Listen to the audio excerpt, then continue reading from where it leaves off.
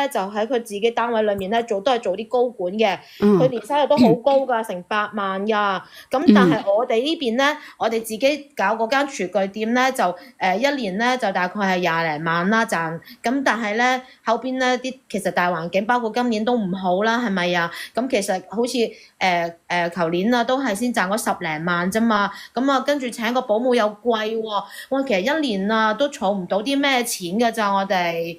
咁你請嗰個保姆錢係奶奶出錢係嘛？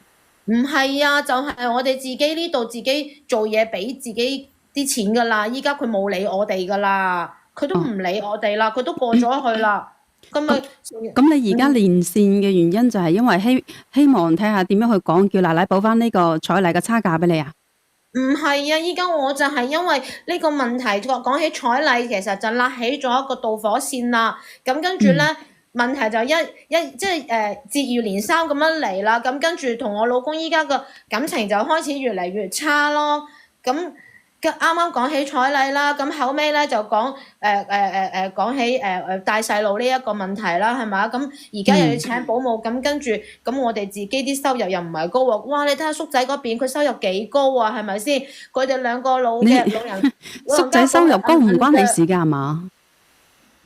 係唔關我事，咁但係可唔可以理下我哋呢邊啊？而家間店啊，依間店啊，都係佢哋兩個自己之前做落嚟㗎。咁我同我老公講啊，我同我老公講話，喂，不如咁啦，係嘛？其實叔仔嘅生活條件咁好，你明啊？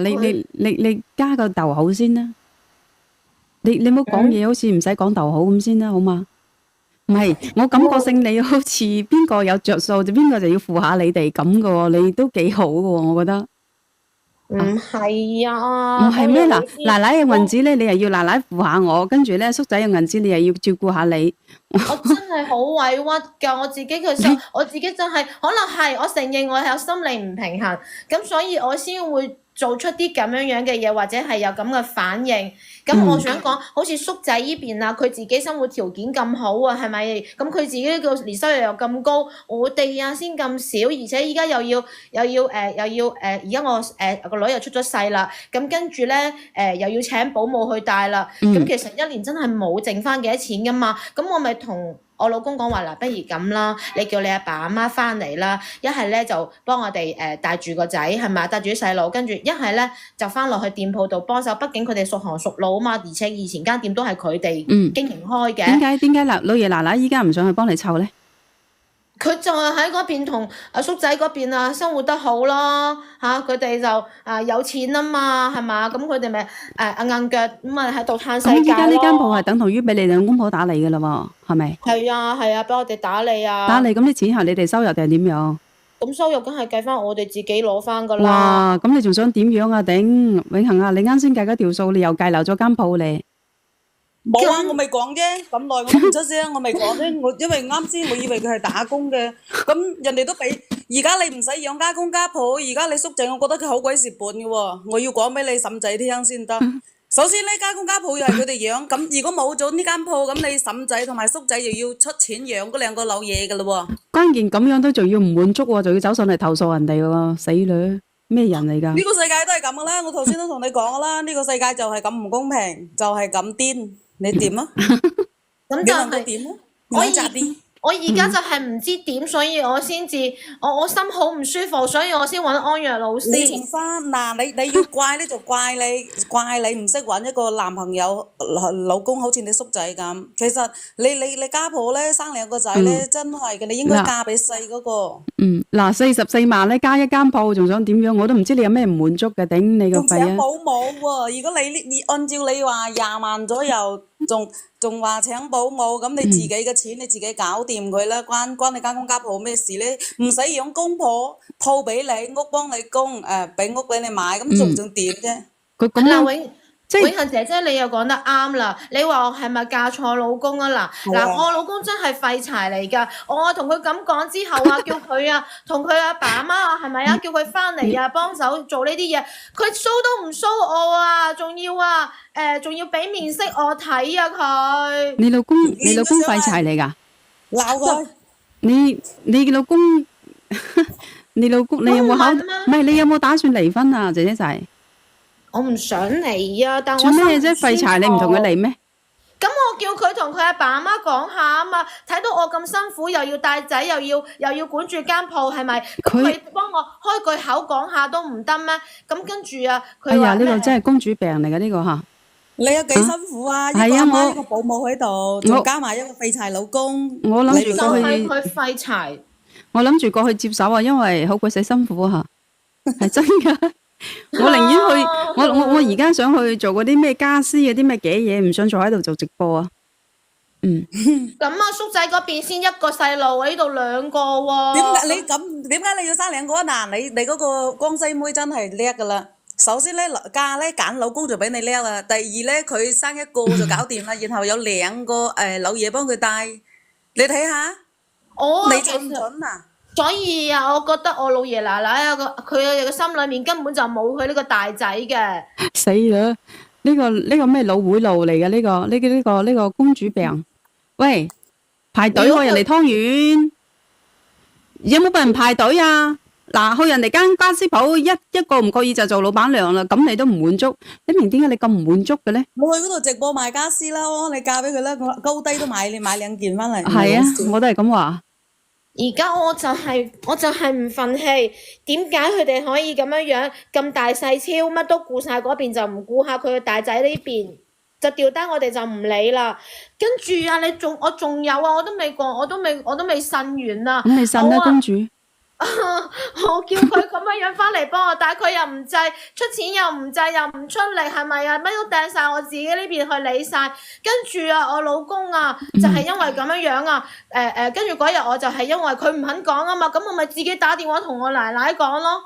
咁佢咁快，我咪自己講咯。條氣就係唔信，我就係對住佢係咁講，係咁爆。未有陀奶粉啊！你哋一個月個唔使問啊，未有都話咗斷貨，要下個月咯。罰溫，俾人哋追住要產品嘅主播真係好慘咧。喂，公主，你有冇36歲啊？公主，我係36歲啊。哦，我覺得硬係覺得你少條筋咁樣嘅。唔係啊，我想知道你家婆有冇點樣回應你啊？你係咁講，跟住咧，佢咪跟住我好啦，我咪噼哩啪啦咁樣將我呢啲講晒，咁樣講晒佢我自己唔滿意嘅嘢俾佢聽咯，咁咪同佢嘈起身咯。佢又話我反正我都唔想講佢點樣鬧我啦。咁跟住後尾嬲嬲地，我咪 cut 佢電話咯。然之後啊，肯定佢啊就即刻轉頭啊就打俾佢個仔啦，即係我老公啊。咁跟住嗰日我打完電話之後，我落樓攞個快遞啫嘛，我老公就跟住翻嚟啦。哇，個樣衰到啊，黑晒塊面俾我睇啊！我都未嚟得切問佢做乜嘢係嘛？跟住啊就喺度，我講第一句話咩事啊？跟住佢就喺度爆泡咁喺度話我叫我收爹啊咁樣喎。跟住我喺度拆快遞嗰陣時啊，佢仲一手搶咗我啲快遞啊，仲要喺掟喺地下度踩幾腳啊，掟咗垃圾桶啊！吓？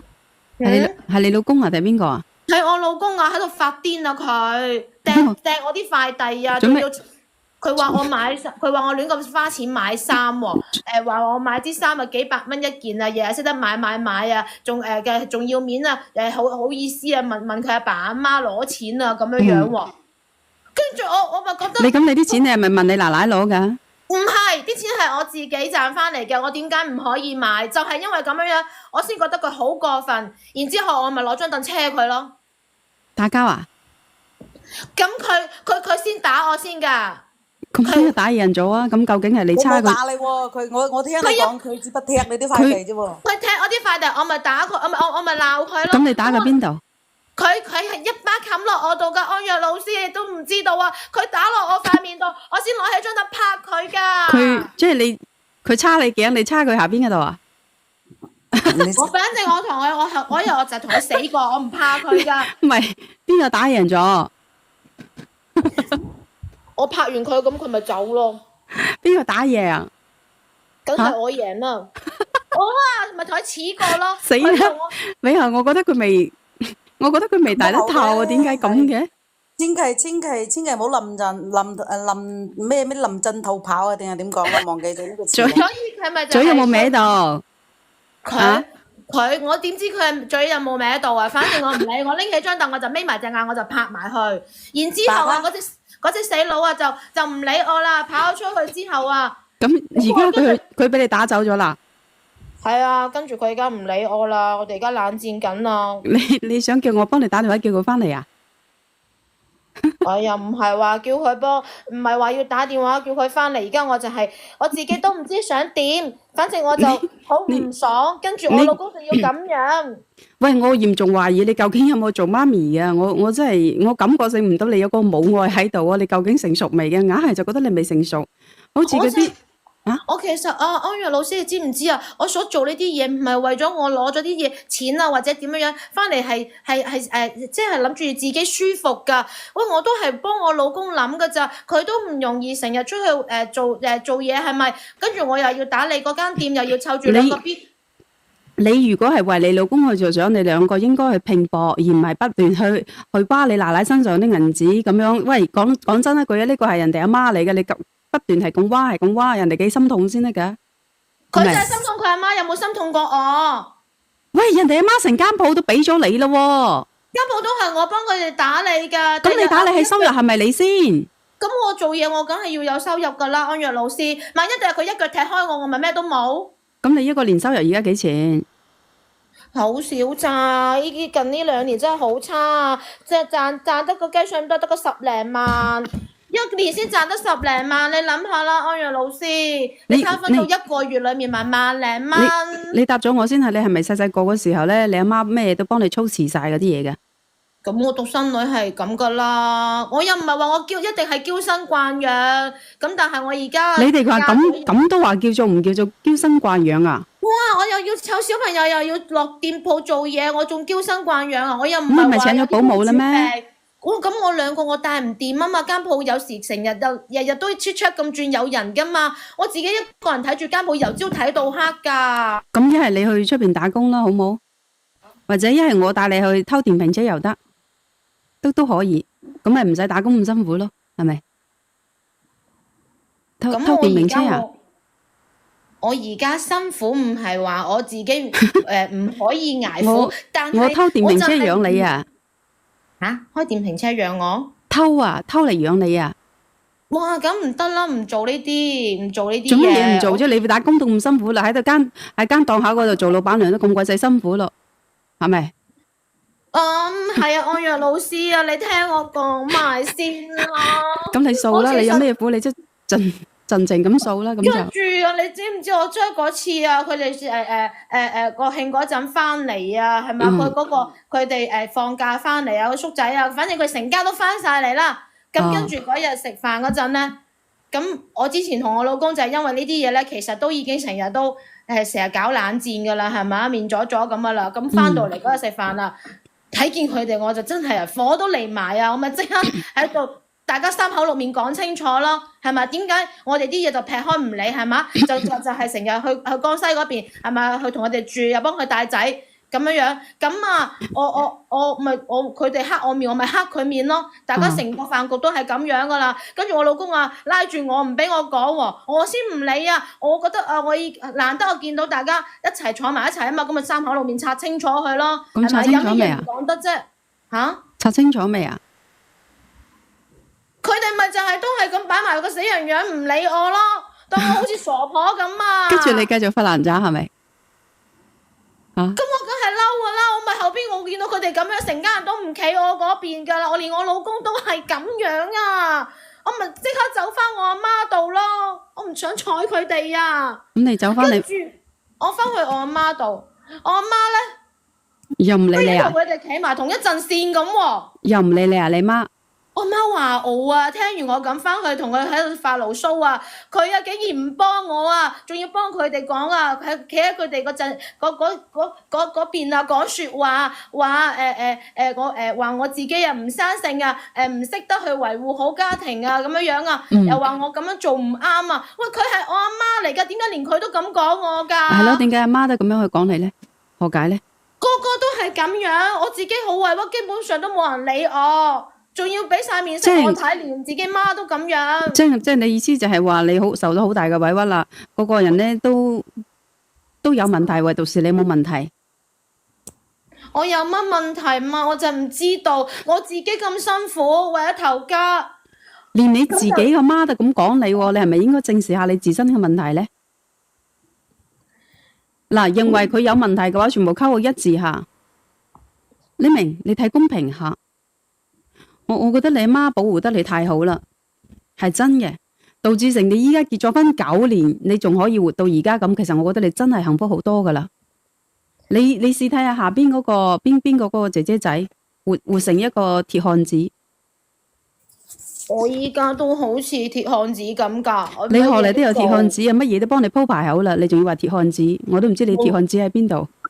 哇！頭家我有打理㗎，間鋪我有打理㗎，我唔係攤喺度唔使做楊貴妃咁㗎。你都差唔多皇貴妃咁樣啦，你都。我冇咯，我都冇呢個公主病，我都冇公主命。奶奶都幫你鋪排喺嗰間鋪啦，我都唔明白你點解咁唔滿足。我同你講啊，匿名啊，如果我係你家婆啊，如果你咁我咁樣對你，你咁同我講嘢，首先我第一步做嘅就係收翻嗰間屋，第二收翻嗰間鋪，趕咗我個仔出去，佢要死去邊度死去邊度。然後你哋兩個要點樣，因為屋係我出錢買嘅，因為我都未死你就咁樣對我，係咪咁講咧？我絕對係咁做嘅，我可以對天發咩誓，只有我個仔佢咁樣對我，佢只有得包袱出去嘅份，冇可能就踏入我個家。即係我首先我冇話我抦你出去，係我係滾我個仔出去。嗱，唔好住我個嘢，你兩公婆想點就點，因為呢啲嘢係我嘅。永恒姐姐啊，唔係咁樣噶，我老公唔係依家咁樣，你有你嘅功勞，你生仔係為咗你哋，你結唔結婚係你哋嘅事，關我鬼事。唔係啊，嗱，如果你係我奶奶啊，你啊，我老公啊，我老公從來都冇得失過我奶奶噶，淨係得我噶咋。唔係啊，一般咧都人哋唔會鬧新抱嘅，你知唔知啊？唔會鬧新抱嘅，鬧新抱就唔啱噶啦。我要攞我仔嚟出去，我就話我真係唔知點樣服侍你啲皇帝噶啦，你自己出去啦，好嘛？我唔會趕你走噶，有咩趕你走做乜嘢咧？因為你係人哋嘅女人，唔係我生嘅，我唔會鬧你噶。咁我依家就算啊間鋪頭，佢哋間鋪頭啊，我都就算唔係話好賺錢，我都一樣幫佢哋經營落去啊。唔係幫佢哋啊，你個錢冇俾佢收入啊，姐姐。如果你唔幫嘅話，你可以走噶嘛，你掉嗰間鋪，人哋有人管理噶，你信唔信？如果你唔睇嗰間鋪嘅話，你家婆請一個人嚟打理，佢一個月都有啲利潤噶，而且而家佢俾你打理，相當於俾間鋪俾你啦，你點樣算數噶？你點樣諗嘅咧？反正我就覺得我自己咧就係撲心撲命去做好晒所有嘅嘢，冇人理解我，冇人企我嗰邊。你應該噶嘛，人哋俾咗你噶，呢啲係你應該做噶嘛。你假如你冇家公家婆咁，你要唔要生存啊？他日你個父母老咗之後，你點樣算啊？他日你係一個獨生女嚟嘅，如果你真係咁樣認為嘅話，第日你個父母有咩冬瓜豆腐，即係百年嗰陣時，你點樣去做啊？你個家公家婆唔喺度啦，你靠誰啊？點解連你哋都係咁講㗎？我真係好你真係錯咗啊！其實你明啊？我想講嘅係乜嘢咧？你俾好多人已經幸福好多噶啦，起碼你唔使面臨住出去揾工作嘅辛苦，起碼你唔使去出邊去睇人哋嘅面色，起碼你奶奶已經幫你鋪正條路喺度啦。我都唔明白你仲有乜嘢唔滿足？仲有啊，我就係咯，我覺得嗱，首先講我撇開我老爺奶奶嗰啲唔講啦，係咪啊？咁而家咧，我自己身邊至親噶，瞓喺我枕邊嗰個啦，我老公啊。佢都唔企我嗰邊，仲要同我喺度冷戰。而家我阿媽又要咁樣批評我，再繼而啊，你都唔知道啊！嗰日啊，我啊發現啊，我老公啊嗰張卡啊，佢個流水啊，轉咗啲錢出去啊，俾佢細佬啊！哇，佢細佬唔係好巴閉嘅咩？年收入成100萬喎！轉幾錢啊？轉咗幾錢？佢啊轉咗成10萬蚊過去啊，俾佢個細佬啊。咁會唔會係借嘅咧？我咪問佢咯，我話喂，你做乜偷偷地轉走筆錢啊？喂，本身我哋啊1年啊先賺嗰咁少錢係咪啊？你仲要轉10萬過去，你係咪癲咗啊？跟住佢話佢細佬啊咩有個咩項目投資啊，差啲錢啊，即係想佢幫下手啊咁樣喎。我分硬俾你㗎，我話人哋係咪啊？禮手就轉10萬出去，佢真係啊！啲錢唔使佢揾㗎，日日企喺間鋪裡面啊，忙到死啊！邊個搞㗎？啲錢翻嚟係我搞翻嚟㗎，佢辛辛苦苦將我儲翻嚟嘅錢啊，一下咁你有冇問過佢點解會借呢個銀紙俾佢細佬？咁佢咪就話佢細佬撐啲錢去做嗰啲咁啊投資項目咯，就係咁講咯。咁咪就係啦，人哋只不過借俾佢啫，係咪？借咗幾時還又唔講喎，就係咁，但係都唔啱咁喎。呢個係人哋兄弟之間嘅感情關係咩事先？你點解乜嘢都好似叉隻腳，好似有關錢銀嘅嘢，你個眼光會發到青光眼咁樣嘅？咁呢間鋪啲錢係咪我呢間鋪本身佢細佬？佬都有問題，都有份噶嘛？佢細佬點解會有份啊？老爺奶奶話俾我哋去經營㗎，我自己日日就由朝到做到黑㗎喺間鋪裏面，我咁辛苦賺翻嚟。死啦，永恆！如果你有啲咁嘅弟婦，你話點辦呢？你話永恆姐姐你話啦，成個搞屎棍喺度咁樣，超級巨嬰唔係一般嘅巨嬰啊！可能咩？嚇嗰啲唔係冇可能俾呢啲人入門嘅，講死真。啦！永恆姐姐你話啦，如果你自己咁辛苦去打理呢間鋪頭啊，嗱，一年先賺我真係同你講句真實你嘅，幫我講問我先啊真係有個叔仔係好好嘅，喺深圳開廠嘅。嗯佢真係每年都俾錢乜嘢，佢俾啲錢俾我家鋪，我仲覺得好唔好意思，我同佢講我話你唔使俾啦。你知唔知過年過節啊？我自己買1000幾百蚊嘅海鮮啊，或者佢阿爸阿媽生日啊，我大姑奶同我叔仔佢都轉錢俾我都唔收。我話哇，你哋點樣睇我㗎？呢千幾蚊我都付出唔係咩？佢話唔係，我哋就覺得即係唔麻煩你咯，點樣，即係佢哋都覺得超厚嘅嗰種。我哋屋企係冇呢啲問題嘅，講真嘅，即係我都覺得嗰個叔仔佢哋咁有本事，好鬼開心㗎。我就覺得如果他日我有咩問題，佢同我講，佢話如果你想開店嘅話，我幫你啲錢。我真係冇講錯一句嘅。之前我話我準備開一間螺螄粉店，佢話你開啦，爭幾多錢同我講啦。就係咁好，點解咧？因為我對佢父母好啊嘛。咁而家我以你又冇話叔仔呢種人，佢絕對會對你好嘅。如果你冇咁計較，你睇下乜嘢都唔同你搶，你一間店佢即刻俾你啦，你叔仔都冇講一個 no 字。證明你叔仔係一個通情達理嘅人。如果你老公借咗10萬蚊俾佢，肯定你叔仔以佢100萬年薪嚟講嘅人，佢只有雙倍奉還。他只要有一日你哋屋企有嘢，因為佢得一個小朋友，你兩個，我唔覺你冇咁作啦，你好好過日子啦，冇咁癲啦，得唔得啊？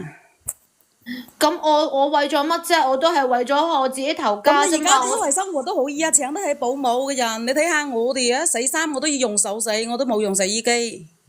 而家就係生活艱難，連保姆都可能唔想請啦。我老公仲要咁樣，一啲商量都冇，禮手就轉咗10萬出去俾佢咁嘅細佬，真係好似揾住會分錢咁你以喎。為啊？以你呢種性格，你以為你攞唔翻嚟啊？你放心啦，唔係我攞得有得賺翻嚟，我嗰8萬差價我就攞到翻嚟啦。死咧，講咗半你呢日仲係啲真係嗰8萬蚊差價。蠻不講理嘅咧。如果係我啊，你走到死啊，尾幾高啦啲醜，唔係講笑嘅。你講咁耐就係講嗰8萬蚊差價。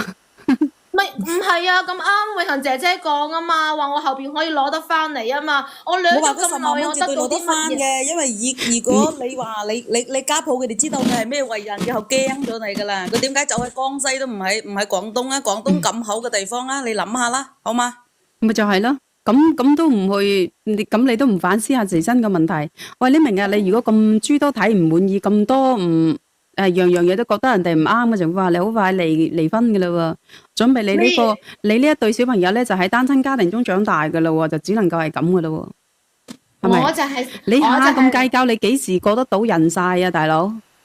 你自己擁有嘅，你又唔講下嗱，好地地一大間嗰啲咩家私乜鬼店咧，又俾咗你，咁呢個樣嘢你又唔去講，硬係就講自己着數嗰部分，其他啲人哋你蝕底嗰啲，人哋蝕底嗰啲你唔講嘅喎。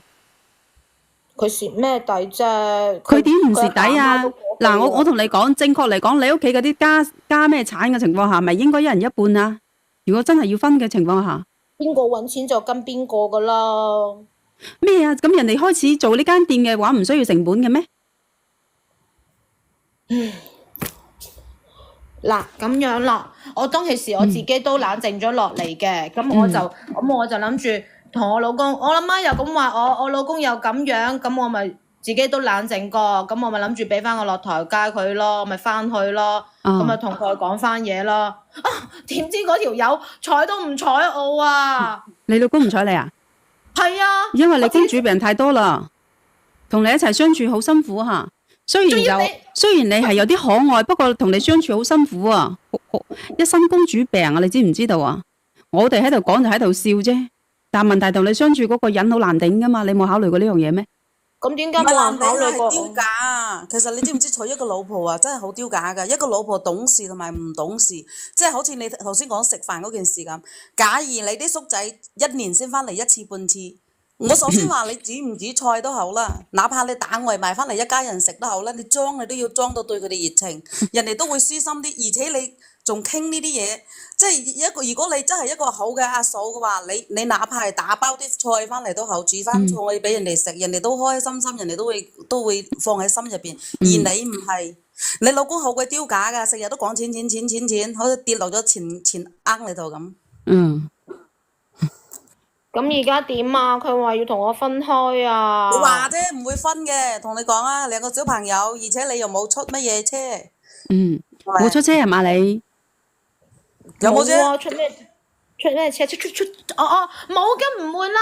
你聽我講咁耐，我都係為咗頭家啫嘛。唔係為頭家，你為你自己，你為你嘅自己荷包啫。兄弟。咁我為咗頭家，唔係唔好為咗佢兩，個你明日先，係為咗個你唔好仔咩？成日，你唔好去成日諗住你冇啲乜嘢啦，你不如你諗下你自己有啲乜嘢啦。係咯。啊，你擁有好多嘢，又係好多人都冇噶。你嘗試下，我同你講啦，你應該係自從結咗婚之後，你應該冇出去揾工作。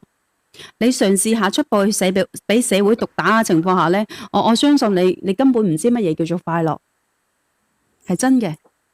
你嘗試下出去俾社會毒打之後咧，唔需要時間耐，只需要1年時間，你就知道你嘅奶奶有幾咁好啦。幾多女性幾慘啊！出去做嘢，一做12個鐘，一做就做16個鐘，邊個可以體會得到啊？做完翻嚟就要湊小朋友，你呢？你嘅奶奶一早就幫你鋪好間店喺度，你叔仔佢大度咋，佢唔同你去爭呢間店咋，咁你都唔知足，你仲要覺得呢間屋係呢間店咧係你應份擁有嘅，換咗邊個頂得順你呢啲咁嘅性格啊？係啊。人呢唔好去成日去諗自己冇乜，你多啲諗下你自己有啲乜嘢，係真嘅。咁而家係咪我要翻去氹翻佢啊？你梗係要氹翻佢啦！你可唔可以成熟少少啊？老手都未生埋，結咗婚9年啦，個老公咁樣去包容你，難道唔夠咩？日子就係咁樣噶啦，係咪？日子就係咁樣去過噶啦。你試睇下我直播間啲朋友仔，你睇下人哋想捉12個鐘啊，仲要睇人哋嘅面色喺流水線嗰度做得幾辛苦啊！我又唔係一樣上咗12個鐘睇晒佢哋屋企人面色。咁啊，你係幫你自己做生意，多勞多得噶嘛？你邊度睇人哋嘅面色啊？人哋都已經倒到咩啊？江西去啦！你仲要挖人哋出嚟講？如果我係你啊，我唔知過得幾開心。家公家婆唔同我住，一間店我自己做老闆娘。父母咧想嚟就嚟，唔嚟就罷就。獨生女，然後一仔一女一個口字，老公又好似鵪鶉咁愛我。哇！去邊度揾啊？發揮我下世投胎都唔知有冇咁好命添喎！真係死好命啊佢吓，結咗婚9年都冇揾過嘢做。咁依家我點好啊？翻去咯，氹翻個老公咯，咁簡單嘅事情，仲喺度作啊？你繼續做，等一下婚姻都沒有了。我就係唔忿氣啫嘛。老公出去外面心情唔好，唔係啊，靚女，你老公出去心情唔好，同啲同學仔啊，同啲 friend 啊傾下偈，飲啲8+1，跟住有個女仔話善解人意，啲綠茶嗲靚嗲，你老公就覺得哎呀，屋企嗰個同嗰個一個天一個地，跟住你咪出局咯。吓，唔係啩？咁樣嘅咩？你開玩笑，有啲女嘅就係因為有啲女嘅太做作之後咧，咪令到個男人出咩車，跟住咧咪同你分開咯。吓，咁唔得啊，唔可以啊！如果唔係我真係乜都冇噶啦，到時你帶住2個。有乜嘢啫？咁啊，到時分開一人一個，跟住你又咪出去打翻份工咯。38歲走出去搵工作。咪帶一個翻去俾你阿媽帶，然後你又出去打份工，跟住又嫁一個馬佬，跟住又生咯。跟住就俾嗰個麻粒佬各種嘅嫌棄，各種嘅頂唔順。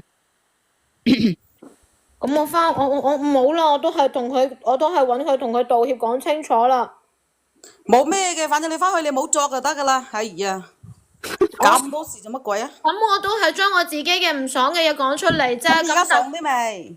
咁你哋都咁講咯，梗係翻去氹翻去啦。到時我萬一咩都冇晒，咁點算啊？冇晒嘅情況，咪好似我咁坐喺度做直播咯。幾靚下嘅，咪做直播，我做榜一大姐啦，咁就係啊，冇嘢嘅，頂多離個婚即係冇嘢嘅。唔可以㗎，咁算啦。我做都係想乜嘢啫？拋頭露面啦！嗱，日日咁樣喺度，會笑到見牙唔見眼咁樣啦，笑到呢啲咁嘅皺眉紋多到成50幾十條啊！最多有時候都冇賺到，好啦，心情唔好都要笑到牙絲絲係咪啊？八顆牙啊，係我就啊，係心情唔好，所以我咪打上嚟揾安若老師你傾下咯。咁而家咁如果你明白未？點解所有人都覺得你錯？咁係咪你個錯？係咪咁講？你睇下呢個阿慧姐話結婚16年，唔係結婚唔係結婚之後每日36小時，話16小時乜法溫咩？咁好啦，我知道啦。咁好啦，係咁啦。哎呀，係咁啦，好到不得了，仲喺度晒命係咪？咁我再我冇晒命啊！我就係將個女人我都想心裏面揼你一餐啊嘅委屈講出嚟。我相信直播間肯定有人同我有同感嘅，冇可能邊度有人同完全你用咁啊？我同你講啊，依家啲人個個都活到一地雞毛，邊度就有你啲咁快樂嘅事情啊？係咪？咁我而家走咗劉永恒姐姐，係啊，人哋落去啦，唔想同你傾啦。咁你都落去啦嚇安若老師，唔該晒你啦。咁我先同佢傾下。如果我有乜嘢搞唔掂，大個女啦，要懂事啲嚇。我知啦。如果我搞唔掂，我再求助你啦，好冇？係咁先啦，拜拜。好啦，拜拜。喂，係啊，我聽到啊，你講啦。喂，喂，哇塞，多謝晒你哋，多謝晒，多謝晒，多謝晒你哋幫我點讚，多謝晒你哋嘅粉絲燈牌，多謝晒，多謝晒。嗯，你先生，喂，山頂嘅朋友，你連咗線啦，山頂嘅朋友，聽到嘛？喂，係，我哋聽到啊，咩回事啊？我聽得到你講嘢，你講啦。吓？佢咩回事啊？咩回事啊？頂！第一時間入嚟就亮粉絲燈牌，我都聽到佢講嘢，點解佢就喂喂喂咁嘅？自閉出聲，你咁樣下，如果有問題，我放翻你落去先。嗱，你再練下，我放翻你落去先，唔知咩原因呢？你再練咩回事啊？幫我交波正能量先好嘛，就班朋友仔。我好衰啊！我覺得而家啲新號啊，即係啲信號好鬼多問題咧。或者幫我人頭量一張人氣票得嘛？啊，幫我加移下直播間。係啊，你再重新練下呢個兄弟。直播間，你好，你好，喂，你好，老師，係你好。邊個幫我發紅包？唔使發紅包啊，兄弟姊妹。係你好。頭先聽唔到嘅。我點知你咩問題啊，先生？你問我都唔知道嘅喎，個個都係咁練嘅啦。21啦，G21唔使亮咁多粉絲燈牌，人頭一張夠啦。阿粒啊，唔使亮咁多啊，你哋唔使亮咁多。你講。唉，等咗咁耐，終於等到我啦。依家因為我心好有啲辛苦啊，即係點解辛苦法？佢嗰啲有啲硬住咁，即係我真係你中意唔想同咗人咩？硬住。係啊，即係有啲嘢咧，我真係依家我唔想同我老婆過啦，依家我必須要同佢分開啦，依家。點解要同老婆分開咧？咁我依家咪就諗住你幫我出下主意咯，咁即係我都想將我個房過戶到我阿爸嘅名下嘅，咁我俾佢知我依家出邊有人嘅事啊嘛。你出邊有咗人啊？係啊，你出邊有咗人，跟住你想將呢個房轉出去，唔想留俾你老婆？唔想俾佢，即係我一個仙都唔想俾佢依家。點解你會咁討厭你老婆啊？你結咗婚幾多年啊？我結婚咗10年噶啦。10年，幾多個小朋友？一個就得一個女。一個女？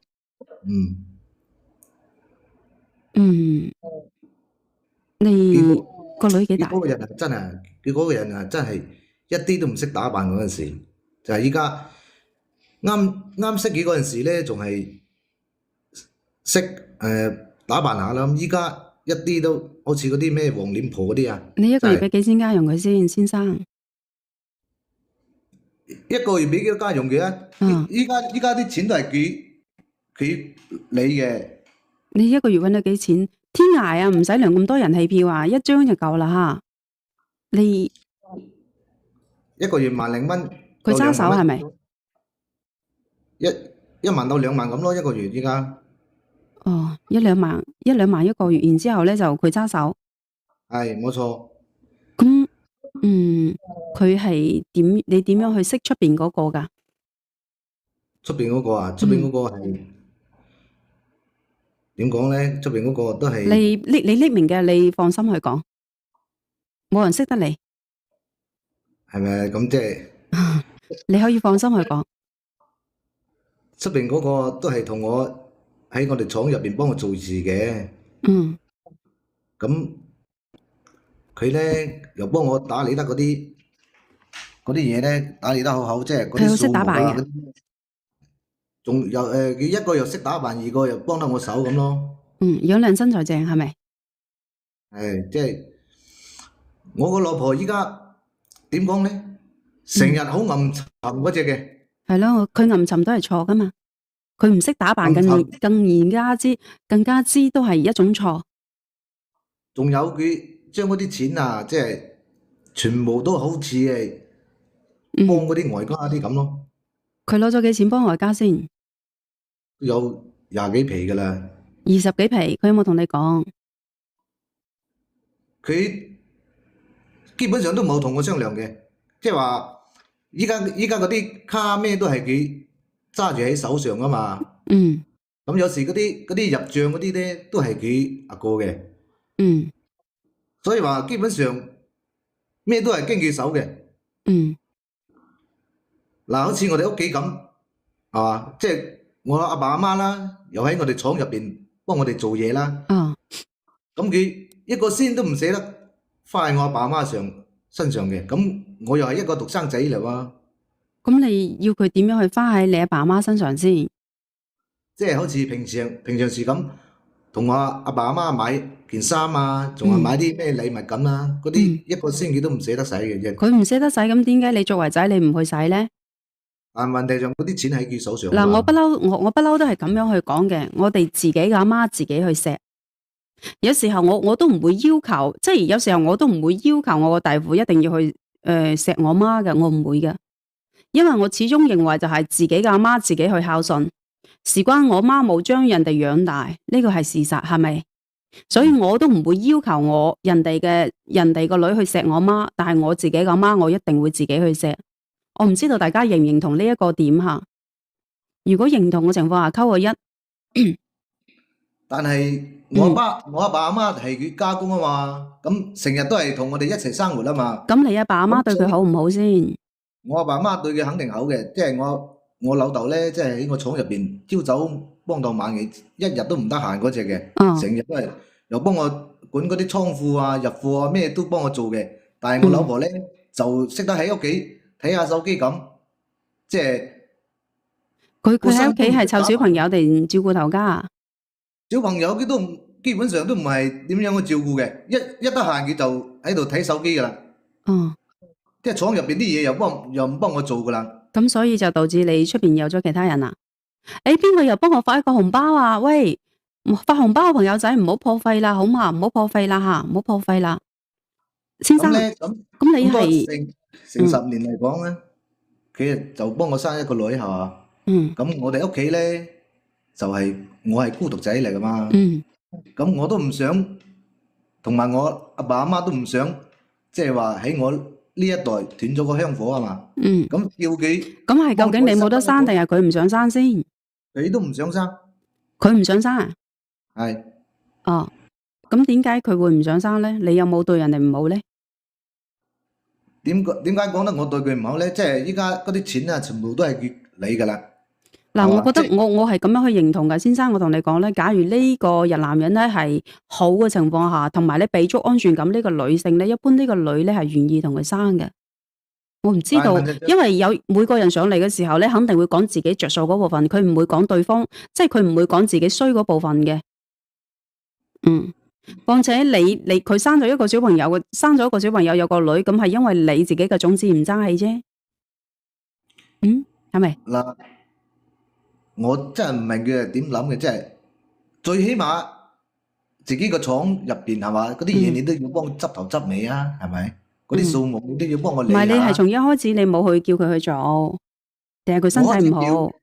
叫佢去做嗰陣時，咁當時嗰陣時又啱啱生咗女女落嚟啊嘛，咁係等佢喺屋企入邊休養下啊嘛。嗯，點知就係咁啦，一直休養啊，喺屋企慢慢咁練。咁你後邊冇，即係佢休養好身體之後咧，你冇叫佢出去做嘢啊？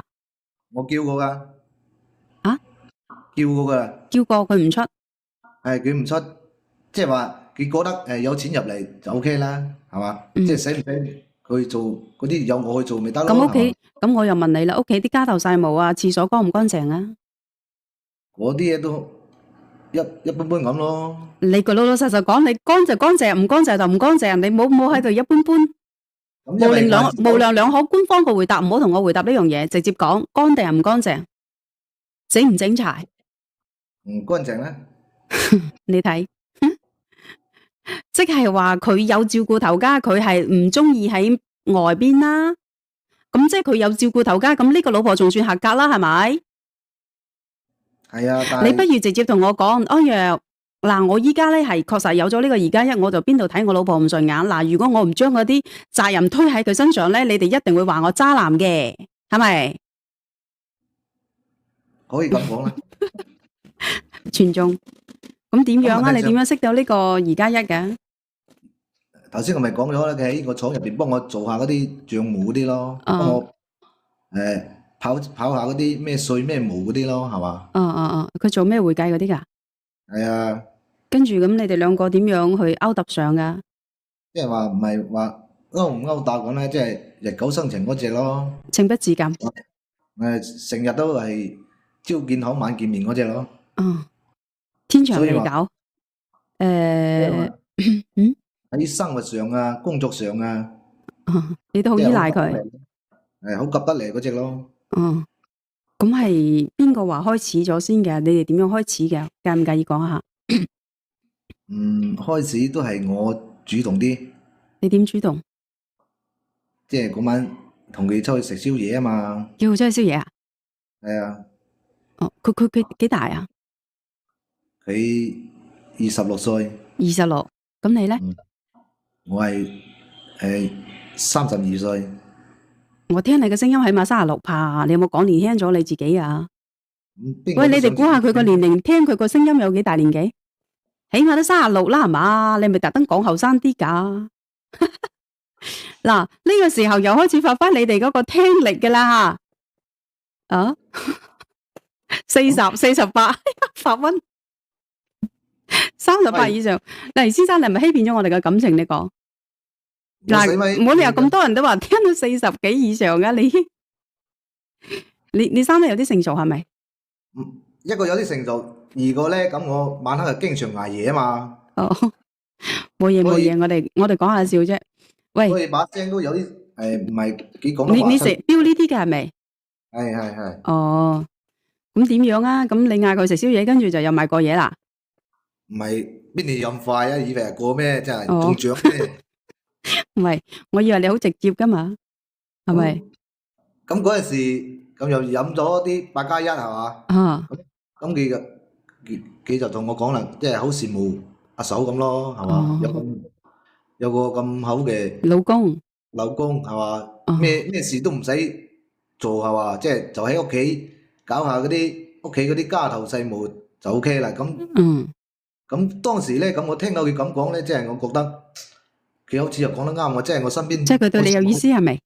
係。咁我覺得我好似身邊我都冇一個人咁關心我咁嘅啫。你就開始淪陷啦。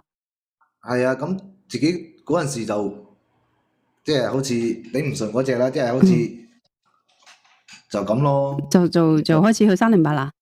係啊。我哋一齊做個朋友仔吓，兄弟姊妹，每人點50下讚好嘛？每人點50下讚好嘛？哎呀，安然啊，你做咩唔幫我亮粉絲燈牌？安然，咁你然之後咧，就一個女人咁樣去關心你之後咧，你就開始淪陷啦。係啊，咁邊一個男人都想有一個關心自己嘅女人噶啦。咁佢知道你有老婆，佢都唔介意啊？開始咧，佢話即係無論有冇身份咁咯，即係我想同我一齊咁樣落去。佢咁同你表白啊？係啊，佢好直接嘅。哇！26歲，唔記得點啊，唔緊要。你呢個女嘅直接話想做你背後嘅女人，跟住咧就冇名分都唔緊要，係，佢就係咁諗。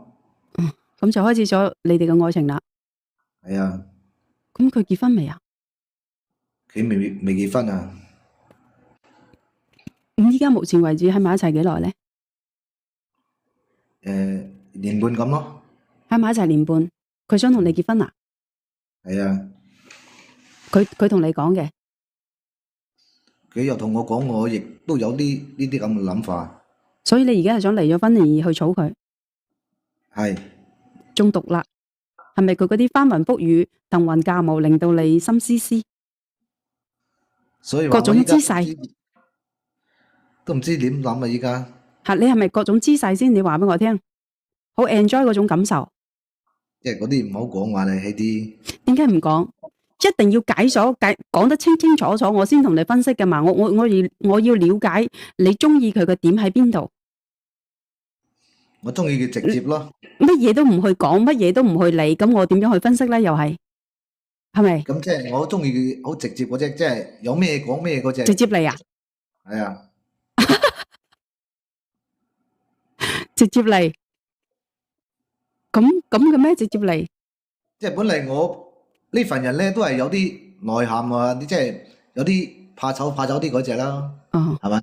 咁遇到一個咁直接嘅，你就好中意啦。好中意啊！真係。即係佢擒你，係啊，次次都佢擒你啊！都差唔多啦。因死為啦！我朝早做到黑咁咯，係嘛？一個人好辛苦㗎，咪依家做啲嘢啊，真係。咩啊？你朝早做到黑咩鬼啊？即係喺自己廠入邊嗰啲嘢啊嘛。哦，我哋講清楚啊嘛，先生你要講清楚先得㗎。我以為你由朝早俾人哋擒到晚，我聽咗有啲嚇咗一跳嚇。邊啲嘢咁犀利啊？我點知道啊？你話由朝早做到晚，嚇咗我一跳，好易諗歪嘅。所以話自己咧，即係好主動去咁嗰方面嗰啲嘢，自己就唔係好主動嘅，即係一般都係佢阿哥啦，佢主動啲啦。條女夠晒主動啊！喂，咁你而家一個月俾幾錢佢使先？一個月啊？嚇，都係4000零5000蚊咁咯。再加埋份工資應該唔少啦吧？差唔多啦，個加埋工資到有8000幾咁啦。8000幾，咁都可以咯喎。喂，咁你當初你同你老婆點樣開始㗎？係你老婆溝你啊，定係你溝你老婆嘅先？當初嗰陣時都係我溝我老婆嘅，即係嗰陣時後生嗰陣時衝動啲啊嘛，即係唔似依家到咗呢個年紀嘅嗰陣時咧，即係自己一心去做嘢，即係唔係好諗嗰方面嗰啲嘢啫，感情嗰啲嘢。咁你追咗你老婆追咗幾耐啊？1年咁咯。1年，跟住佢就受你追啦。咁嗰陣時嗰啲誘惑係嘛，年青的誘惑係嘛。你嗰時候中唔中意佢？嗰陣時都中意佢嘅，好中意嘅，即係後尾越嚟越相處咁，即係覺得幾個人有啲邋遢啲咁，即係唔識打扮咁咯。其實你有冇發覺你啲男性都好矛盾啊？個老婆靚少少，如果佢打扮咧，你又話佢勾佬；咁個老婆咧平平凡凡唔執咧，你又嫌棄佢唔執。即係其實究竟你啲男人想要乜嘢啫？因為人哋一打扮，人哋一用啲貴啲嘅香水，一定用啲靚啲嘅嘢，你然之後你又嫌棄人哋唔執個碌，咁你究竟想點先得㗎？咁證明你而家同呢個花姐你中意佢嘅情況下咧，正如咧，假如吓，我唔會勸你，我唔會勸你翻轉頭嘅。點解咧？因為你個心喺嗰度，我點勸你都冇用。但係我想同你分析嘅係乜樣嘢咧？即係你而家同阿花姐行嗰條路咧，同你當初你老婆嗰條路係一模一樣嘅。即係話你再用9年嘅時間去同呢個花姐去行，我同你講，我唔知道你係咪真係32日，先生。呢個你係真係32嘅食，因為我唔知道你係咪考慮到驚住我哋話你老牛食嫩草，你又將呢個年齡講細咗。當然啦，如果你係32歲，你自己應該去衡量一下。你而家同你老婆當初行嗰條路行咗9年，而家等同於再用9年時間去同呢個女行到9年之後，我唔知道呢一個女嘅佢會唔會對你從一而終。因為呢一個女嘅三觀不正確，佢明知道你有老婆嘅情況下，佢都唔介意，佢都要去同你一齊。咁你去諗下呢個女佢貪你乜嘢？仲有一樣嘢，我想問下你嘅就係，當初你老婆同你一齊嘅時候，你係咪乜嘢都冇？的確又係嘅嗰陣時，點解你咁中意將嗰啲路重新行一次嘅？定係而家呢個花姐有咗小朋友先？就係因為佢有咗一個 BB 咯，幾大啊？幾個月啦，好快噶啦。準備生啦？係啊，所以你就要急住離婚。但係我亦依家所以話依家好矛盾嗰隻。你諗下呢個女人幾慘啊？陪你行咗9年過嚟，呢個小朋友一定係你嘅啦咩？咁日日同我一齊，應該都係我噶嘛？你有冇日夜守住先？咁又冇可能。咁咪係咯。咁我中途出去嘅情況下，你又知道我同邊個一齊咩？咁啲嘢又的確係咁嘅。咁係咯。依家咁多人咁多條仔，你唔好話俾我聽，呢一個一定你就係佢唯一一條仔。你係咪晚晚陪住喺佢身邊先？話埋你依家同人哋養緊呢個女朋友都唔一定噶喎，先生。咁自己真係唔確定啲嘢。問下，唔敢去確定啊！你應該好自信先係噶。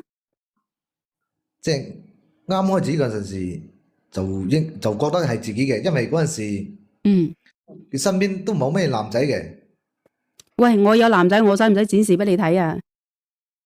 咁嗰時日日上班落班，咁我都睇住噶嘛。點睇住啫？喂，咁夜晚你翻去嗰時候，我同啲男人發信息，你都唔知道啦？係咪咁講啊？可以咁講。你上緊班，我唔發唔得咩？我上緊班，我同緊個男人講我上緊班，我唔發，我落咗班，你翻咗去，我再發唔得咩？三更半夜我喺度同個男人傾到噼里卡咁樣喺度笑，你又知？你唔但係問題上知？睇佢對我啲嗰啲表情啊，嗰啲平常時嘅生活嘅照顧啊。喂，先生，好似假如你冇4、5千蚊俾我嘅情況下，我係唔會裝噶。但係如果你俾到5、6千蚊嘅情況下，我都可以裝到好愛你噶。你呢個面前嘅主播都 OK 噶，我都可以裝噶。雖然老就係老咗啲，冇佢咁後生吓。為咗個4、5千蚊，你知唔知而家做嗰份嘢4、5千蚊幾唔辛苦啊？佢只需要喺俾到少少情緒價值你就 OK 噶啦，係咪？俾少少情緒價值，跟住咧扮下中意你，咁樣就有5、6千蚊咯。咁依家係佢叫你嚟啊，定係你自己想去嚟先？係我自己想去嚟嘅。你中咗毒啦！貪人哋貌美如花，卜卜脆。可能人哋講得啱，我係貪嗰隻叫咩新鮮感咯。新鮮感，我同你講，當初你回想一下啦，你同你老婆一齊1、2年嘅時候，3、2年嘅時候，你都好大嘅新鮮感噶。你試諗，你回想一下，當時你同你老婆一日嚟幾多次？佢今時今日俾到呢一種嘢你嘅，你老婆當時都可以俾到你嘅。況且我同你講，佢對你一個人咁主動嘅情況下咧，你一定唔係佢唯一嘅男朋友。你哋信唔信？信嘅話溝個1。一個女咁主動、咁識得去溝仔嘅情況下，你唔係佢唯一嘅男朋友。但係你老婆，你就肯定係你老婆唯一嘅老公。聽你咁講，好似有啲道理咁喎，真係。你老婆夜晚有冇走出去啊？唔出嘅基本晚上都唔會出去。你睇公平啊？呢個先生，你睇公平啊？你自己睇公平。嗱，佢哋好多人咧都係過來人嚟嘅。我哋好多經常喺度聽嗰啲情感故事嘅。睇落去呢種女人係慣犯。一個好人好姐嘅人咧，點會一個好人好姐嘅情況下咧，佢點會去同人哋個有老公嘅男人喺埋一齊咧？而且呢一個女人亦都係綠茶嘅作為啊，係嘛？佢話：哎呀，覺得你老婆好幸福啊，點樣點樣，因為佢知道你缺失嘅係乜嘢，咁佢咪關心你咯？你哋話係咪？佢明知道你缺失嗰樣嘢，我仲唔嗱嗱聲關心你啊？我覺得你分分鐘唔止俾4、5千蚊佢喎，你仲要買到啲咩禮物俾佢？即係平時送下啲咩520嗰隻咯，嗰啲咯，除咗呢個咧，仲有啲首飾咁咯。介唔介意而家問下你一年收入係幾錢啊？一年啊，係大概大概都係20零隻咁咯。 22個。我同你講啦，之前有個先生類似你呢種咁嘅情況嘅，結果咧佢個花姐確實係幫佢生咗唔知係1個定2個。我記得呢個故事就喺好似係上個星期噶吓，我唔係好記得啦。當時咧佢而家同你嘅情況有啲似，不過咧佢嗰個花姐就唔知係幫佢生咗1個定2個，我唔係好記得啦吓。嗰個故事你哋應該有印象嘅。咁點樣咧？佢同佢老婆一齊嘅時候咧，佢就好鬼死黃。結果咧佢依家咧同咗個花姐之後咧，佢個事業好差，係真噶。佢個老婆同你老婆一樣，都係喺屋企打嚟家頭細務，只不過人哋就生咗唔知係2個，唔知係2個定係1個，反正就係咁嘅回事。你有冇聽講過虧妻百財不入呢句說話？有聽過，有聽講過，你信唔信呢樣嘢啫？究竟？信。首先一樣嘢，你老婆吓，佢唔係嗰種拈花惹草嗰種女人，人哋咧係喺屋企照顧好頭家。雖然可能佢做唔到好似你所想象中嘅，又可以做女強人咧，又可以照顧頭家咧，佢唔係嗰種女人，但係佢係屬於嗰種你主外佢主內嗰隻。你男人你玩你就玩啦，但係你冇玩過火，你冇頭家都唔要啊，係咪啊？一個女人有幾多個人可以陪到你行9年噶？依家諗諗又係咁，咁咪就係咯。點解一有新鮮感就將個老婆忙得一乾二淨咧？過晒火啦，係咪？你要生小朋友，你係咪應該同個老婆好好地去相處？你20幾個，依家可以做嗰啲試什麼館嗰啲噶嘛？你哋仲咁後生，係咪？32歲咁後生，大把時間啦。你應該對你老婆好，然之後令到佢真係感受到你個愛。呢個女人其實佢好易心軟嘅，當你用個心去愛佢嘅時候咧，佢感受得到，佢願意幫你生噶，佢唔會唔願意幫你生噶。包括咧就係你同佢講，你話哎呀阿女女依家比較孤單啊，不如我哋生翻一個啦。即係你要用啲感情去打動佢。其實女人係一個好感性嘅動物，你哋話係咪先咯？嗱，支持呢個靚仔回歸家庭嘅話，全部溝個1。我未見過拋妻棄子嘅男人又覺得幾多個幸福嘅。當然啦，你話係嗰個老婆衰到鐵地嗰啲，我肯定唔會勸你吓。即係話你個老婆咧都俾個綠帽你戴，咁梗係嗱嗱聲除佢啦，兄弟係咪咁講啊？係啊，咁我真係要諗下，真係要將嗰件事處理好嘅啫。至於花姐嘅肚，你自己去考慮下啦，或者你可以嗌花姐，或者同你老婆商量下，生落嚟你哋養都得嘅。因為呢啲嘢我唔知道你哋點樣去做決定。好嘅，咁我要好好處理件事先得。係啊，用個心去即係感動個老婆幫你生個小朋友嘛，可以做個試什麼館嘛。而家科學咁發達，始終都係原配嘅好。我個人係咁樣去認為嘅。你哋認唔認同啊？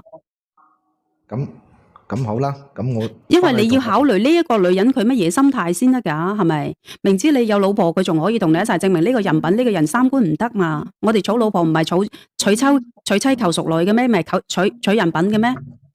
係啊，所以話要自己要好好諗諗呢件事先得。